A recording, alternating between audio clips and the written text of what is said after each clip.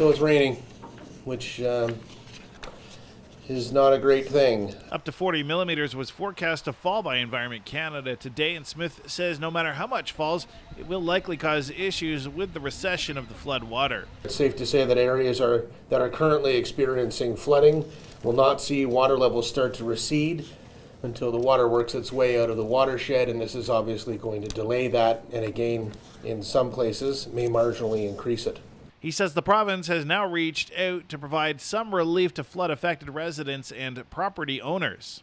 Last night I called Minister Clark to give him an update on the situation and talk a little bit more about Bracebridge and Muskoka. And we know that he had sent folks up from his ministry on Monday that toured the area.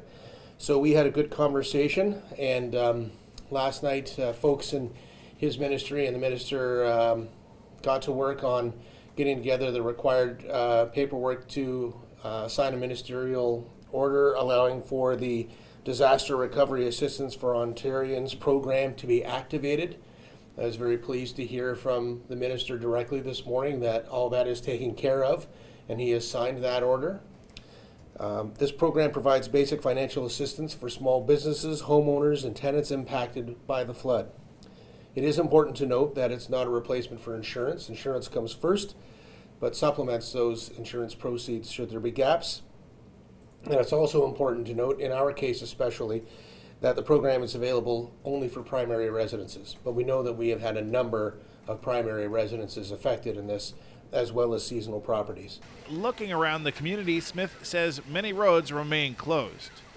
Overall, the town continues to have 15 roads closed, 5 flooded roads that we're watching carefully, and 14 roads have been reopened. Meanwhile, in Huntsville, water continues to recede. This is the area in Brendale Square where you can see the difference from just 2 days ago. Huntsville Mayor Scott Aitchison says they're taking stock of the damage.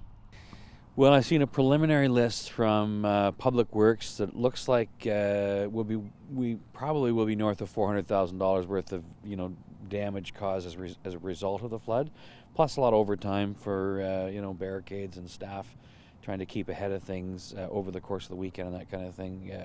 That's just road infrastructure. We don't really know what to expect from the parks. There's going to be some damage there as well. So we've had already some preliminary meetings with some folks in the province to talk about the damage, and we'll obviously be seeking some assistance from the province, as will, I'm sure, a lot of local residents, and they'll be able to apply to those the Ontario Disaster Relief Program.